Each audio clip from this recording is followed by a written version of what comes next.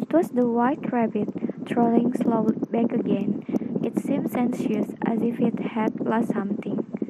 Alice guessed in a moment that it was looking for the fan and the pair of white kid gloves, and she very good-naturedly began hunting for them. But they were nowhere to be seen. Everything seemed to have changed since her swims in the pool, and the great hall with the glass table on the little door had vanished completely. Very soon the rabbit noticed Alice as she went hunting about and called out to her in an angry tone, and Alice was so much frightened that she ran off at once in the direction it pointed to, without trying to explain the mistake it had made. Then she came upon a neat little house, on the door of which was a bright breastplate with the name W. Rabbit engraved upon it. She went in without knocking and hurried upstairs, in great fear lest she should meet the real Mary Ann, and be turned out of the house before she had found the fan and gloves. By this time, she had found her way into a tidy little room with a table in the window, and on it, as she had hoped, a fan and 2 or 3 pairs of teeny white kid gloves, and was just going to leave the room when her eye fell upon a little bottle that stood near the looking glass. There was no label this time with the words "Drink me," but nevertheless she uncorked it and put it to her lips. Before she had drunk half the bottle, she found her head pressing against the ceiling. She hastily put down the bottle and hoped that she hadn't grown any more. But she went on growing and very soon had to kneel on the floor until there was not even room, and had to put her one arm out of the window and one foot up the chimney. She now can do no more. She wished that she had not gone down the rabbit hole.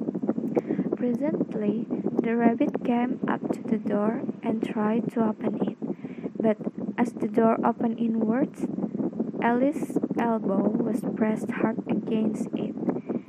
That attempt proved a failure. Then it says to itself to go round and get in at the window. Next, the rabbit seems to have a conversation with somebody out there. Then there was a long silence after this, and Alice could only hear whispers now and then. Next, she waited for some time without hearing anything more. At last, came a rumbling of little cartwheels, and the sound of a good many voices all talking together. There was a dead silence instantly. For the next moment, a shower of little pebbles came rattling in at the window, and some of them hit her in the face. Alice noticed with some surprise that the pebbles were all turning into little cakes as they lay on the floor. She swallowed one of the cakes in hopes that she ate one of those cakes it can make her smaller, and it actually is. She began shrinking directly. As soon as she was small enough to get through the door, she ran out of the house and found quite a crowd of little animals and birds waiting outside. They all made a rush at Alice in the moment she appeared, but she ran off hard as she could, and soon found herself safe in a thick wood.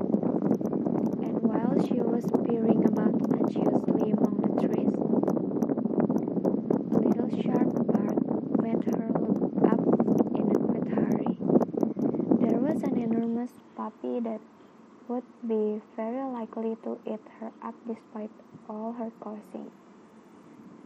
On her way to escape, she encountered a large mushroom about the same height as herself.